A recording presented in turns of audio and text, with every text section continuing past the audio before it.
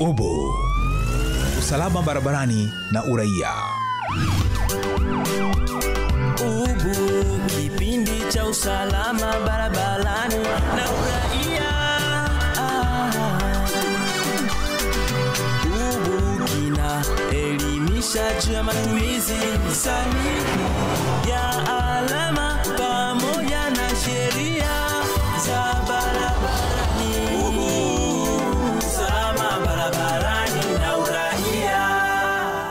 Karibu mtazamaji wa TBC1 kwenye kipindi cha Ubu. Huu ni mwendelezo wa Ubu maalum kabisa katika jiji hili la Dodoma. Tunafahamu ya kwamba katika makundi ya watumiaji wa barabara yako makundi mengi, lakini hapa tumekuja kwenye kundi la watoto wadogo ama wanafunzi. Ukiangalia hapa ni kibao cha shule ya msingi Mlimwa, ndipo ambapo tumefika katika jiji la Dodoma. Tumekuja hapa kuja kutoa elimu tukiwa tumeambatana na Jeshi la Polisi Trafiki makao makuu pamoja na hapa jijini Dodoma. Tunakwenda kuzungumza na wanafunzi kuwapa elimu namna bora ya kutumia barabara ili kuepukana na ajali ama changamoto zingine ambazo zimekuwa zikijitokeza barabarani. Nyuma ya kamera Ignas Mosha. Twende tukaone wanafunzi wana elimu kiasi gani na tukawape kile ambacho Jeshi la Polisi wamekuja nacho siku ya hii leo. Karibu. Salama barabarani na uraia. Kama ilivyo utamaduni wa Mtanzania, unapofika ugenini ni sharti ukaribishwe na mwenyeji. Twende kwenye ofisi ya mwalimu mkuu wa shule hii, tukagonge hodi ama tukabishe hodi, na akitukaribisha sasa tutawaruhusu Jeshi la Polisi waendelee na programu yao ya kutoa elimu kwa wanafunzi, kwa sababu ndicho ambacho kimetuleta hapa shule ya msingi Mlimwa iliyopo jijini Dodoma. Karibuni sana. Karibuni sana. Njema. Habari ya safari. Karibuni. Tunamshukuru Mungu kwa kweli. Kwa jina naitwa Mwalimu Asha Maulidi. Ni mwalimu mkuu katika shule hii ambayo ni shule ya msingi Mlimwa. Shule hii inapatikana katika halmashauri ya jiji la Dodoma. Kwanza kabisa nichukue nafasi hii kuwashukuru, lakini pia kuwakaribisha sana katika shule hii ya msingi Mlimwa. Mjisikie mahali salama kabisa. Lakini pia tuwashukuru pia kwa huduma ambayo mnakuja kutuletea, ambayo ni elimu ya usalama barabarani kwa ajili ya watoto wetu. Lakini haitaishia kwa watoto wetu tu, ni imani yetu kuwa elimu hii itafika hata kwa jamii, kwa sababu watoto hawa watakuwa mabalozi, wataifikisha hiyo elimu kule kwa wazazi na jamii zinazowazunguka. Lakini pia kwa niaba ya shule tuahidi kwamba na sisi tutaendelea kutoa elimu hiyo kuhusiana na usalama wa barabarani, kwamba tutayaishi hayo ili kuhakikisha kwamba tunaendelea kuwalinda watoto wetu, kwa sababu ndio nguvu kazi ya taifa linalokuja au nguvu kazi ya taifa la kesho. Lakini pia nichukue nafasi hii kushukuru Jeshi la Polisi, hasa kitengo cha usalama barabarani. Lakini nishukuru serikali yetu ya Jamhuri ya Muungano wa Tanzania kwa kuona kuna umuhimu wa kuleta elimu ya usalama barabarani kwa watoto wetu. Ni imani yangu kwamba hii itakwenda kupunguza ajali na hasa ajali barabarani, kitu ambacho kitawafanya watoto wetu watakuwa salama. Mtazamaji wa TBC1, hawa ni wanafunzi wa shule ya msingi Mlimwa hapa jijini Dodoma. Tumeambatana na Jeshi la Polisi Trafiki makao makuu na hapa Dodoma pia kwa ajili ya kutoa elimu. Tunafahamu ya kwamba hawa ni moja kati ya makundi ya watumiaji wa barabara ambao tunaweza tukasema ni wale ambao wanahitaji elimu kwa kiasi kikubwa ili kuwa salama wawapo barabarani. Sasa nawaachia Jeshi la Polisi, wao wamekuja kwa ajili ya programu hii ya kutoa elimu. Watatoa elimu lakini pia kutaka kufahamu uelewa wa wanafunzi hawa, kama wanafahamu masuala ya usalama barabarani, namna ya kuvuka, namna ya kutumia barabara. Wao Jeshi la Polisi wako hapa kwa ajili ya jambo hilo. Twende tukawasikilize. Kivuko cha kwanza ni kivuko cha pundamilia. Kivuko cha nani?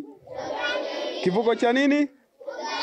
Kivuko cha pundamilia, au wengi mnapenda kuita kwa jina la kigeni zebra au pedestrian cross, lakini sisi watu wa Morogoro tunaita pundamilia kwa sababu kwetu pale wapo wengi sana Mikumi. Sawa kivuko kinaitwaje? Pundamilia. Si mnakifahamu? Ndio. Si ndipo mnapovukiaga? Ndio. Haya, pundamilia hicho ndo kivuko cha kwanza. Kivuko cha pili ni kivuko cha daraja. Sasa daraja hapa Dodoma kidogo nikiangalia daraja sijawahi kuliona, lakini na imani hapa huwa mnasafiri, si ndio? Ndio. Si mnaendaga Dar es Salaam? Ndio. Mnafikaga Manzese? Ndio. Mnafikaga Buguruni? Ndio. Mnafikaga Mbezi Magufuli bus terminal? Ndio. au sio? Sasa kule kuna kivuko cha daraja, kwamba limejengwa daraja maalum kwa ajili ya watembea kwa miguu kuvuka. Kivuko cha tatu ni kivuko cha tuta. Kivuko cha nini? Tuta. Barabarani kuna baadhi ya barabara zina matuta, si mnaonaga? Ndio. Sasa pale yalipo yale matuta, wewe unaweza ukavuka. Kivuko cha 4 ni kivuko cha taa. Kivuko cha kwenye mataa. Sawa Kwenye mataa, kwenye makutano ya barabara na kwenye taa ambazo zipo kwenye zebra. Sawa Baadhi ya zebra au vivuko au pundamilia kuna wamefunga taa. Sawa Ndio. Wamefunga nini? Taa. Wamefunga taa kwa baadhi ya maeneo, lakini sio zebra zote. Na kwenye vivuko vya pundamilia kwenye makutano nako zimefungwa taa. Zile taa muda wote zinafanya kazi. Zinaweza zikaruhusu magari ambayo yanatoka kulia kwako na kushoto kwako, na zitaruhusu magari ambayo yanatoka upande mwingine, aidha mbele yako au wa nyuma yako. Lakini baadaye zile taa huwa zinazuia magari yote, zinaruhusu watembea kwa miguu tu pande zote 4. Nyinyi pale ndio mnapofanyaje? Mnapovuka. Sawa Lakini zile taa zinazofungwa kwenye zebra tu au kwenye pundamilia tu, zile taa mara nyingi huwa wewe ambaye unayetaka kuvuka ndio utakayezipa amri zile taa kwa kubonyeza. Kuna switch pembeni, kwa kubonyeza ile switch ili rangi ya zile taa ibadilike kutoka kijani ambayo iliyokuwa inaruhusu magari au pikipiki au bajaji kuja njano, alafu kuja nyekundu, ikiwa na maana ya kwamba umewazuia. Umewazuia nani? Ikiwa na maana ya kwamba umewazuia wale wanaotumia vyombo vya moto kusimama, alafu nyinyi mnafanyaje? Mnavuka. Sawa? Kivuko cha 5 ni kivuko cha askari. Sasa hawa askari mkiwaona barabarani hampaswi kuwaogopa, mnapaswa kuwakimbilia pale mnapokuwa na shida. Unaenda unamkuta hapo yuko barabarani pale, labda bungeni pale, unamwambia afande shikamoo. Unasema? Afande shikamoo. Unasemaje? Afande shikamoo. Alafu unasema samahani naomba nivushe. Unasemaje? Samahani naomba nivushe. Anakushika mkono, anakuvusha, hawakatai. Kivuko cha 6 na cha mwisho ni kivuko cha kutumia akili yako wewe binafsi. Yaani pale umeona daraja hakuna, pundamilia hakuna, askari hakuna, tuta hakuna, taa hakuna. Sawa Pale wewe unapaswa kwenda sehemu iliyonyoka, kulia kwako na kushoto kwako. Barabarani unasimama pembeni sehemu iliyo kulia kwako na kushoto kwako. Utakachokifanya utatizama kulia, kushoto, kulia tena. Kwa hiyo unapotizama kulia mara 2, tafsiri yake ni kwamba yawezekana nilipotizama kulia mara ya kwanza sikuona gari, si ndio Napotizama kushoto sikuona gari. Sawa Lakini siwezi kuanza kuvuka, lazima nirudie tena kulia. Labda nilipotizama kushoto, kulia gari limekuja, afu istosha ni jirani zaidi. Sawa na mimi nilipo, siwezi tu kuanza kutembea. Nikianza kutembea kuvuka barabara, huko kulia nisha kuona kuko vizuri, ndio natizama tena kushoto kidogo na navuka. Sasa unapovuka hutakiwi kutengeneza mshare au nyuzi 45. Unatakiwa utengeneze nyuzi ngapi? 90. Yaani unakatisha na wala sio kurefusha nini? Barabara. Sawa? Tumko pamoja? Tumeelewana? Nyinyi huko tunaelewana? Unatakiwa kufanyaje? Kukatisha na wala sio kufanyaje? Kuirefusha barabara. Yaani ukitembea kwa mfano barabara hii hapa, mimi niko hapa, natakiwa niende hivi. Sawa Yaani naifupisha barabara na wala sio kwenda hivi ili kurefusha barabara. Na unapovuka usikimbie. Unapovuka usifanyaje? Usikimbie. ila utatembea kwa ukakamavu. Utatembea na kwa haraka, sawa? Kabla ya kuvuka ni lazima utizame kulia, kushoto, unarudi kulia tena. Twende wote, kulia, kushoto, kulia tena. Kama ni salama unafanyaje? Unavuka. Salama barabarani na uraia. Kwa majina naitwa Kelvin Kennedy, nasoma darasa la 6. Swali langu ni hili: kwa nini ukiwa unataka kuvuka barabara, kwa mfano huku kulia ni salama na kushoto ni salama, kwa nini uruhusiwi kukimbia? Ukikimbia, uwezo wako wewe hapa wa kufanya matendo sahihi utakuwa ni mdogo. Uwezo wako wa kufanya matendo sahihi wakati unakimbia ni mdogo. Kwa hiyo unatakiwa utembee, na utembee kwa ukakamavu, na wala sio kutembea nyoronyoro. Ukiwa unatembea kwa ukakamavu, uwezo wako wa kufanya matendo sahihi utakuwa ni mkubwa. Kukimbia unaweza ukajikwaa, ukaanguka, alafu gari ikaja ikakupitia, au bodaboda au baiskeli au bajaji. Kwa hiyo unatakiwa utembee kwa ukakamavu na ukatishe barabara, na wala sio kurefusha barabara kama alivyosema hapo awali. Hawi? Kwa majina naitwa Deriki Paulo, nasoma darasa la 5. Swali langu ni hili hapa: kwa nini mtu uko unavuka barabara lazima uangalie kulia, kushoto na kulia tena? Wakati tunatizama kulia kwa mara ya kwanza, kwa mfano tumetizama kulia, hakuna gari, si ndio? Tukatizama kushoto, hakuna gari, hatuwezi tu kuvuka, ni lazima tutizame kulia tena. Mwanzo tumetizama hakuna gari, huenda wakati tunatizama upande wa kushoto labda kuna gari au pikipiki au bajaji imetokea, kwa hiyo lazima tutizame mara ya pili.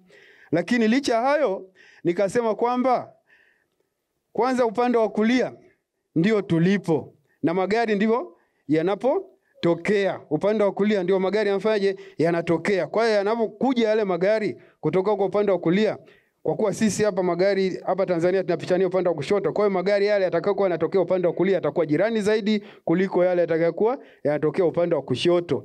Ndio maana nikasema tukishatizama kulia, kushoto, kulia tena, kama ni salama tunaanza kuvuka, huku tunatizama tena kule kushoto. Unaibia macho yako kushoto, kule kuna gari zingine zinakuja, hakuna, unavuka. Kwa majina naitwa Ahmed Faisal, ni mwanafunzi wa darasa la 7. Swali langu linasema hivi: je, kuna madhara gani ukitembea kwa kurefusha barabara? Madhara yake ni kwamba unaporefusha barabara unachukua muda mrefu wewe kuto kuimaliza ile barabara. Kwa hiyo hata kama gari lilikuwa liko mbali, litakufikia na linaweza likasababisha madhara kwako. Lakini ukifupisha barabara kwa kutembea nyuzi 90, wewe utakuwa unaimaliza barabara kwa wakati na madhara hutaweza kuyapata endapo kama utarefusha barabara. Aidha gari au pikipiki inaweza ikakufikia kwa sababu ya kurefusha barabara. Kwa hiyo tunapenda mara nyingi muwe mnatembea nyuzi 90 kufupisha barabara kwa lengo moja tu la kuhakikisha kwamba umalize haraka sehemu ile ya barabara, kwa sababu barabarani ni sehemu hatari sana. Barabarani ni sehemu hatari. Hatutaki kucheza barabarani wala kufanya jambo lolote lile zaidi ya kutembea tu kwa mujibu wa taratibu zinavyotaka. Hawi? Salama barabarani na uraia. Leo tumekuja hapa kimsingi ni kuwafundisha matumizi sahihi na salama ya barabara. Afande amezungumza hapa, amewaelekeza namna ya kuvuka barabara, lakini pia amewafundisha aina za vivuko. Aina ziko ngapi vile? 6. Kumbe anaingia. Na pia amewafundisha ni namna gani mnapaswa kuvuka mnapokuwa barabarani. Hayo yote ni moja ya matumizi sahihi na salama ya barabara. Hata hichi nitakachowafundisha mimi yote ni katika mada moja ya matumizi sahihi na salama ya barabara. Kuna mtu anayependa apate ajali barabarani? Wote hapa mna ndoto. Wengine watakuwa walimu, wengine watakuwa askari kama mimi, lakini huwezi kutimiza ndoto yako kama utakuwa mzembe na kufanya matendo yasiyofaa barabarani, ukavunjika miguu au ukapoteza maisha. Hauwezi kutimiza ndoto yako. Na endapo utafanya uzembe barabarani ukapata ajali, tunafahamu madhara ya ajali, si ndio watoto wazuri? Ndio. Madhara makubwa kabisa ya ajali inayosababisha madhara makubwa ni nini? Wote kwa pamoja? Na kingine ulemavu wa kudumu, na kingine kibaya. Na katika madhara ya vifo tunapoteza nguvu kazi ya taifa ambayo ni nyinyi vijana tunaowategemea kesho, kwa sababu sisi tupo leo tunatumikia taifa, na sisi tulikuwa watoto kama nyinyi. Kesho sisi tumezeeka, tunastaafu, tunategemea nani aongoze taifa hili? Nyinyi vijana. Kwa hiyo ndio maana hatuachi kuwakumbusha na kuwafundisha matumizi sahihi na salama ya barabara, kwa sababu katika kitu ambacho kinamaliza au kinatupa maumivu sana sisi wazazi na tunaosimamia sheria ni ajali za barabarani. Haijalishi imehusisha watoto wadogo, watu wazima, lakini kitu kinachoitwa ajali kiukweli kinatusononesha, na ndio maana tunawafuata mpaka mashuleni kuhakikisha watoto wetu mnakuwa salama. Tuseme wote pamoja, usalama barabarani ni jukumu letu sote.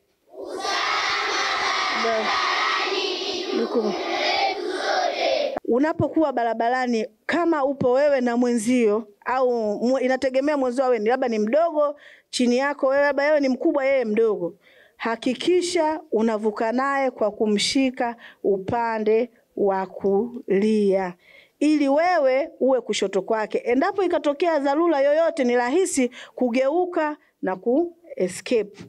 Na hivyo unapaswa kutembea barabarani, uache lile eneo la kupita magari. Kuna wenzenu huwa wanacheza barabarani.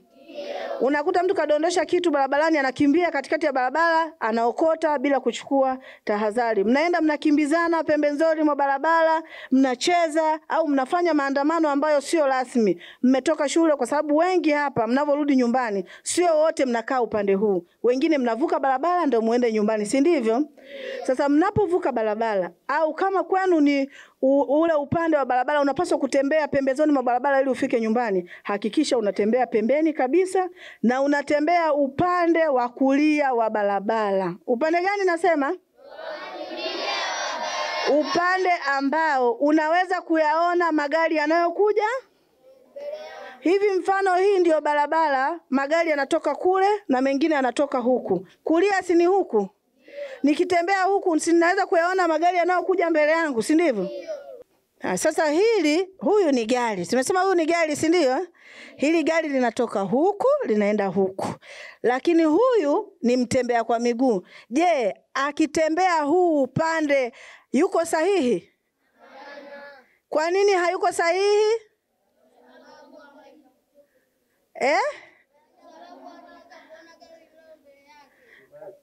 Lililo nyuma yake. Unapaswa kutembea upande ambao gari utaliona likiwa linakuja. Kwa hiyo hivi huyu anapaswa kutembea upande huu huku. Hili si ni gari? Akitembea upande huu, hili gari linalotoka huku ataliona au hataliona? Na endapo itatokea dharura, kwa sababu magari yametengenezwa na binadamu na muda mwingine huwa yanafeli breki. Hili gari likifeli breki, huyu amtembea kwa miguu akiwa analiona hili gari, uelekeo wa gari hili linavyokuja, pengine linaweza likasababisha ajali. Ni rahisi yeye kuescape au kwenda pembeni au si rahisi? Atafanya nini? Atakuwa ameliona kwa umbali mrefu na kuchukua tahadhari. Kwa hivyo tumeelewana kwamba unapaswa kutembea upande gani?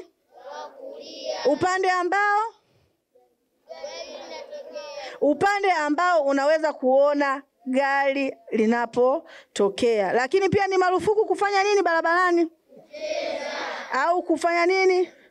Au kutembea kwa makundi yasiyo rasmi. Makundi rasmi ni yale ambayo mmetoka shuleni, labda mnaenda kutembea shule nyingine, labda kimichezo, mpo na usimamizi wa walimu. Salama barabarani na uraia. Mtazamaji wa TBC1, na kukaribisha katika kipengele chetu cha uraia, na leo katika kipengele chetu cha uraia tutaangazia kuhusiana na ulinzi shirikishi. Na hapa tunaangalia ulinzi shirikishi una umuhimu gani katika usalama wa raia na mali zao. Lakini pia tutaangalia changamoto zilizopo kwa hawa ulinzi shirikishi na nini kifanyike. Tutasikia na kupata maoni kutoka kwa wananchi mbalimbali wa jiji la Dar es Salaam wakitueleza kuhusiana na umuhimu, lakini pia changamoto za ulinzi shirikishi na nini kifanyike ili kuziondoa hizo changamoto. Kwa majina naitwa Salimu Mgaya Juma, mwenyekiti wa bodaboda kijiwe cha Bamaga, ustawi wa jamii. Mimi katika ulinzi shirikishi naona kuna umuhimu wa kuwa na ulinzi shirikishi, kwa sababu ulinzi shirikishi kwanza wanaleta usalama kwa raia na mali zao. Kwa maana tunapokuwa na ulinzi shirikishi, hata mtu unaporudi kazini saa 8, saa 7 usiku unakuwa katika sehemu salama, kutokana katika mtaa wako kunakuwa na ulinzi wenye usalama. Lakini hapo katika ulinzi shirikishi kuna walinzi shirikishi wengine ambao sio waaminifu, au ambao sio waaminifu katika mitaa baadhi kwa baadhi. Kama mtaa ninaokaa mimi, kwa ukweli hatuna ulinzi shirikishi ambao uko salama, kwa sababu wale walinzi shirikishi wenyewe ndio wanafanya matukio katika nyakati tofauti. Ukibahatika kukutana nao katika mtaa ambao nakaa mimi, ni sawa umekutana na wale watu ambao tulikuwa tumewapiga vita tokea zamani. Lakini tunaomba katika kila mitaa, sehemu ambao wanafanya ulinzi shirikishi kwa usalama na kwa uaminifu, basi wote wajifunze kupitia mitaa mingine. Kama napenda sana mitaa ya Sinza. Mitaa ya Sinza walinzi wao ni wazuri sana, kwa sababu kuna baadhi ya sehemu wameweka mageti. Unapofika usiku unajitambulisha unaenda sehemu gani, unaenda kwa nani. Ukitoa taarifa ambazo ziko sawa basi unaelekezwa mpaka nyumba. Lakini maeneo ya Tandale, kwa Mtogole na Manzese, walinzi wa kule kiukweli sio salama. Tunazungumza sisi, tunakaa huko, tunajua tunakutana na changamoto nyingi. Wale sio salama. Kwa hiyo tunaomba serikali za mitaa wakae chini, walifuatilie kwa umakini baadhi ya mitaa hiyo ambayo nimeitaja, waweke watu ambao sahihi. Wale waliokuwepo sio sahihi, kwa sababu mtakano kama mimi naibiwa mpaka antena. Alafu kila mwisho wa mwezi mtu anakuja kuchukua hela ya ulinzi shirikishi. Tunagombana sana katika huo mtaa ambao mimi nakaa. Bwana, kwa majina anaitwa Nasib Delo, ni mkazi wa Kijitonyama. Bwana, ili swala la ulinzi shirikishi mwanzo lilikuwa bora, lakini kadri siku zinavyozidi kwenda changamoto zinakuwa ni nyingi sana. Hususan sisi tunayefanya kazi tunarudi usiku, tunakuwa na hofu hata na ule ulinzi wenyewe shirikishi. Kwa sababu unapokuwa na ulinzi shirikishi, unaona kidogo kuna amani. Hata ule vibaka wezi wale wadogo wanakuwa hapo, sababu wanaogopa, kwa sababu nini? Ulinzi. Lakini kwa sasa hivi mimi naona kama vile hamna ulinzi shirikishi. Yaani ni utapeli tu kuchukua hizi hela zetu 1000. Mtu narudi, ukifika mwisho wa mwezi mtu anakuja anachukua 1000. Ukija wewe mwenyewe usiku, labda usiku wa manane, leo unategemea utakuta ulinzi shirikishi, hakuna chochote. Yaani kama mimi pale ninapokaa tushaibiwa mpaka ndala. Mtu anaruka ukuta na kuna geti. Mtu anaruka ukuta anachukua ndala anaondoka nazo. Unaamka asubuhi unaangalia hamna chochote. Vyombo, masufuria, afu kuna ulinzi shirikishi na unatoa hela. Mimi naona haina maana ya kuwa na ulinzi shirikishi. Bora tu serikali za mtaa na wajumbe wake wajue ni jinsi gani ya kutatua ile changamoto ya ulinzi shirikishi, au walete uboreshaji zaidi. Sababu makampuni yako mengi sasa hivi, unaweza ukaenda kuchukua hata Suma JKT. Ni walinzi vile. Unaweza wakatatua changamoto, maana tunapata tabu. Kwa hiyo bwana, sisi tunaomba kama serikali za mtaa na wajumbe wake na wenyekiti pia waliangalia hili swala, watalitatua vipi ili tujue tunafanya nini, kwa sababu sisi bado tunahitaji ulinzi. Mungu ni mlinzi mkubwa, yeye ndo kila kitu, lakini bado sisi wenyewe tujisaidie. Tunajisaidia vipi? Ni kupata watu kama hao walinzi shirikishi ambao tunapata kuwalipa kwa mwezi, japokuwa ni 1000 ni ndogo, lakini ukikusanya kwa ule mtaa wote na vitongoji vingine, ni hela nyingi.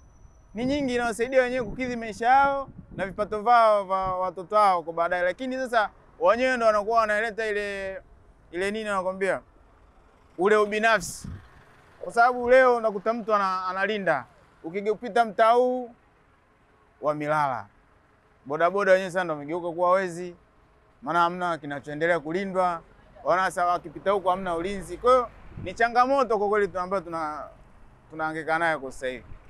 Na mtazamaji wa TBC1, sina shaka umewasikia wananchi mbalimbali wa jiji la Dar es Salaam wakitueleza umuhimu wa ulinzi shirikishi katika ulinzi wa raia na mali zao, lakini pia changamoto zilizopo na nini kifanyike ili tuweze kuwa na ulinzi shirikishi ambao unaweza kusaidia katika ulinzi wa mali za watu, lakini pia na raia wenyewe. Na wewe mtazamaji wetu pia unaweza ukatutumia maoni yako popote pale ulipo kupitia namba zetu ambazo zipo katika skrini yako, ili utueleze upande wa kwenu nini umuhimu wa ulinzi shirikishi, lakini pia ni zipi changamoto na unatamani nini kifanyike ili tuweze kuwa na ulinzi shirikishi ambao una faida katika taifa letu. Kwenye kipengele cha uraia tumekamilisha namna hiyo. Salama barabarani na uraia. Mtazamaji wa UBU, bila shaka umefuatilia namna ambavyo jeshi la polisi wakizungumza na wanafunzi. Wanafunzi ni moja kati ya makundi yanayotumia barabara na ni muhimu mno kuwasaidia, kuwapa elimu, lakini pia kujua wanaelewa nini kuhusiana na masuala ya usalama barabarani. Hapa nilipoanzia ndipo ambapo pia nafunga. Nakushukuru sana kwa kufuatilia UBU. Nyuma kamera ni Ignas Mosha. Mimi ni Ezekiel Shamakala. Endelea kuifuatilia UBU, endelea kufuatilia vipindi vingine kupitia TBC1. UBU, usalama barabarani na uraia. UBU, kipindi cha usalama barabarani na uraia. UBU kina elimisha juu ya matumizi sahihi